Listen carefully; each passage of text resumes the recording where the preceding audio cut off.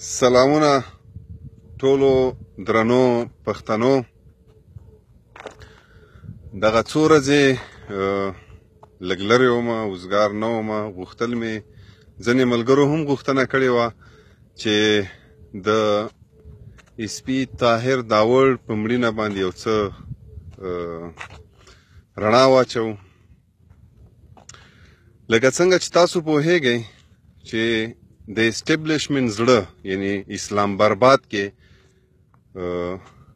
طاهر داوړ اوچت کړی شو او بیا په افغانستان کې وموندل شو.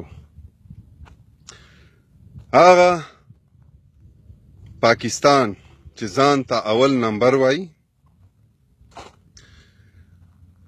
په نړۍ کې وایي چې زما استخبارات تر ټولو قوي دي، نو د هغه دومره های افیشل څنګه کېدی شي چې د په دارالحکومت کې په د په پلازمینه کې د په مرکز کې څوک اوچت کړي؟ یا خدای په خپله ډېر کمزوری دی؟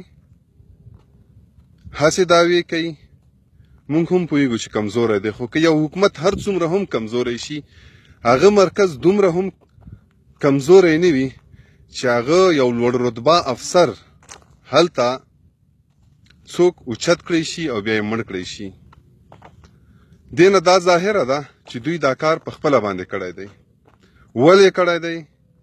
ځکه یې کړی دی چې هغه پښتانه لوړ رتبه نظامی افسران چې په پوځ کې کار کوي یا په پولیسو کې کار کوي یا په کرایم برانچ کې کار کوي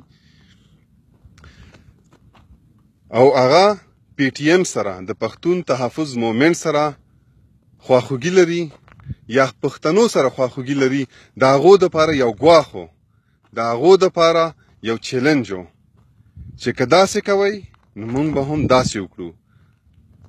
د طاهر داوړ ډېر په ډاګه باندې د پی ټی ایم نه ملاتړ کاوه، نو ځکه یې ټارګټ کړ چې هغه نور افسران چې پټ او ښکاره دي، ځکه چې دوی ته داسې یو شک ورلوېدلی دی، په هغه ورځ یې خبرې کولې چې زموږ سره 26 د افسرانو لیست دی چې پی ټی ایم سره خواخوږي لري، موږ به د هغو خلاف اکشن اخلو.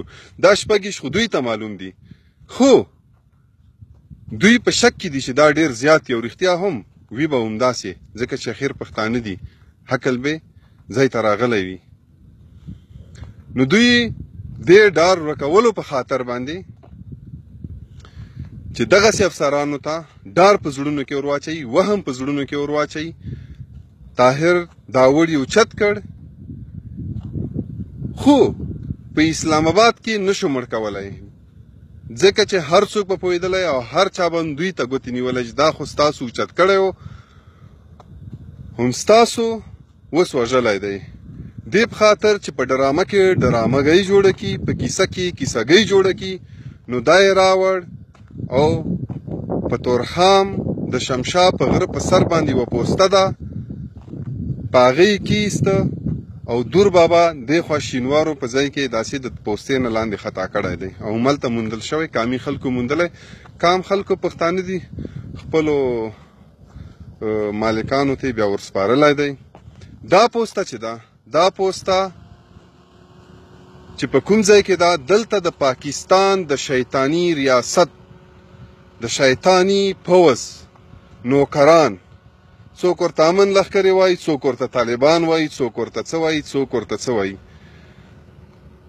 دا خلک ځي راځي په دې لاره باندې. پاکستان ورته ښکاره دا لاره خلاصه کړې ده، ټول خلک په خبر دي.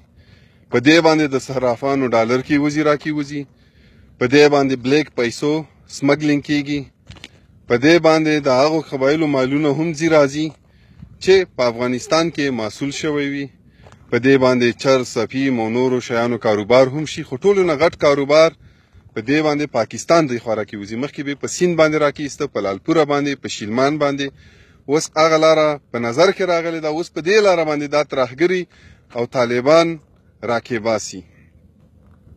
غټه عمده دا لاره دې دپاره کارول کېږي او دغه نور د سمګلینګ او دې شیانو ته چې اجازه ورکړې دا په دې خاطر باندې یا د قبایلو کوم مالونه چې دي چې افغانستان کې محصول شوی هغو ته دا لاره په دې خاطر ورکړې ده چې په دې لاره باندې رش وي، هر وخت خلک ځي راځي چې دوی هغه اصلي ترهګر د دوی شیطاني مهرې چې کله تګ راتګ کوي چې هغه په دې عام خلکو کې ښکاري نه.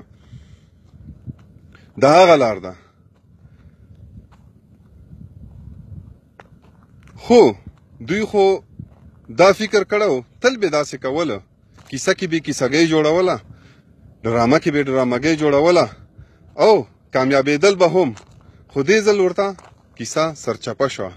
ولسونه هوښیار شو، د شهید طاهر داوړ کورنۍ هوښیاره وه، هغه پوه شو چې دا مرګ چا کړی دی، پښتانه هم پوه شو، دا ورته سرچپه شوه. د شیطاني پوځ ریاست ته د شیطاني پوځ کړیو ته دا ډېره ګرانه وغورځېده. دوی فکر کوي چې پښتانه به دې سره وډار شي، یا هغه پښتانه لوړ رتبه افسران به دې سره وډار شي او پښتون نشنلیزم به پرېږدي. خو هغه نور هم پښتانه شو، هغه نور هم په خپل هوډ په اراده باندې کلک شو، غښتلي شو او تر قیامته به وي. دوی څومره چې زموږ د نابودۍ کارونه کوي، هغومره به موږ حوصلې پیاوړې کېږي، هماغومره به زموږ د انتقام احساسات او جذبات زیاتېږي. بیا یې د هغه نه پس د پی ټي ایم په منځ کې د راړه اچولو په خاطر باندې ځینې خبرې وکړي. دا ټولې بې بنیاده دي. پښتنو په دې باندې مه غولېږئ. دا د شیطاني پروپیګنډې ډېرې زړې فارمولې دي، دا ډېرې زړې شوي دي، پښتانه هوښیار شوي دي، نور نه چلیږي. د شهید طاهر داوړ د پښتون په مینه مینو هغه ته حقیقت څرګند شوی و، هغه یې شهید کړ. په دې خاطر یې شهید کړ چې نور هغه پښتانه ویری چې د پاکستان په حکومت کې لوړ رتبه مقام باندې فایز دي. خو هغه سره نه پښتون یریږي، نه پښتانه افسران یریږي، نه د پښتنو جذبې ټیټیږي. دی چې څومره هم زموږ د ماتولو هڅې کوي، زموږ ځوانان راوژني، هماغومره به زموږ حوصلې زیاتیږي، زموږ د انتقام جذبې به لوړې کیږي او د مرګ ورځې به رانږدې کیږي. ډېره ډېره مننه. خدای په امان.